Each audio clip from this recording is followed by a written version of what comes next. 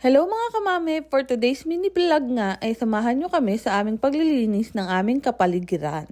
Kami nga pala din sa Canada ay corner lot kaya medyo maluang-luang ang minomower ng asawa ko o minsan ng anak ko sa damo din sa amin. Din sa Canada ay para laang din sa atin na tapat mo, linis mo. Pero hindi aari din ang tamad ha. Kasi magmumulta ka kapag pinabayaan mong gagarbo ang mga damo sa tapat ng bahay mo. O di ba updated ang mga vlogs ko? October na ngayon, pero September 28 pa itong kaganapan na ito. Dini nga pala ay hindi uso ang walis tingting at daspan. Ang uso dini ay ganitong ibublower mo na laang at itatabi mo lahat ng dumi at ayan naman inabubulok din. Pero yung mga plastics na nakikita mo o hindi nabubulok na basura ay di syempre ililimutin mo na. Tulong kaming mag-asawa dyan sa paglilinis at maayos nga dyan ang pakiramdam ko. Pero ang totoo ay tinulungan ko siya para may pang-vlog ako. Sharing!